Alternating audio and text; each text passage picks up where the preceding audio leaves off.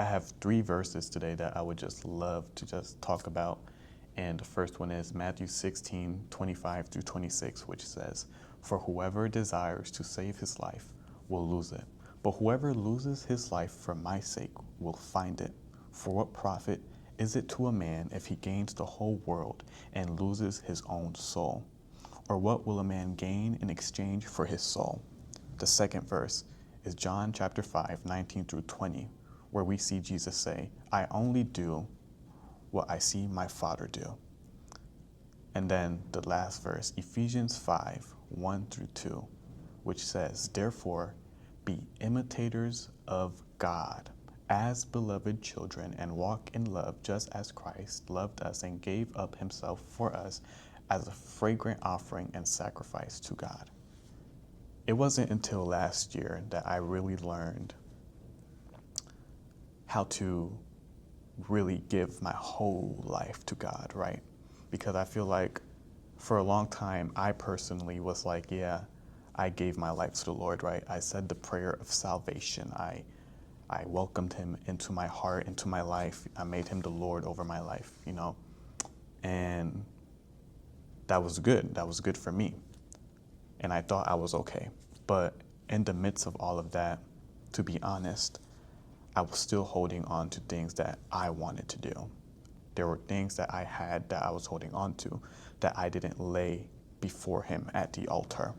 And so there are things like personal desires, dreams, goals, visions that I was clinging to, that I was pursuing, and a lot of the time I believed, I didn't realize it then, but it kind of got in the way of me authentically pursuing Jesus and loving him, because it was secretly a conditional relationship where I was just like, yeah, Lord, I'm going to follow you, but I'm only going to follow you because I want this to happen. I want to follow you because I want to be successful. I want to follow you because I want you to make this dream or vision that I have come to pass, right?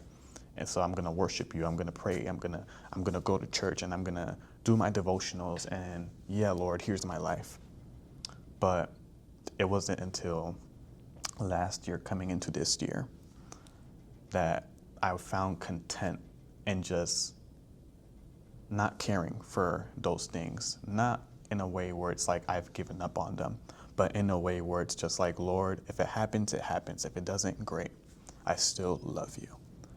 And whoever desires to save his life will lose it, but whoever loses his life for my sake will find it. And so the Lord has been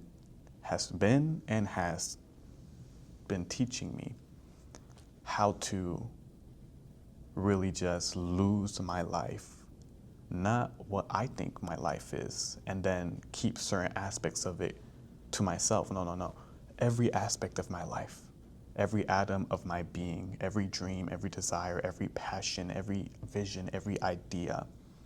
Here's my life. Take it. Don't give it back to me, right? And in the midst of that, I've learned how to intimately love and pursue Jesus unconditionally, because now I'm following Jesus because I love him so deeply. I'm not following him for conditions. I'm not following him because I want him to do something for me. I'm not following him because I'm expecting something, but I'm following him because of just love. And I think that a lot of people out there have probably already had that experience where Christ has, restructured their way of thinking or going about pursuing him. And maybe some people haven't been through that experience yet, but, hopefully these verses and what I'm talking about give people some insight into it. How we should pursue Christ, not conditionally, not in a way where we think it's okay to pursue him, because the Bible is clear. The Bible tells us how we should go about it. We shouldn't take other routes that we only feel comfortable doing. We should listen to his word.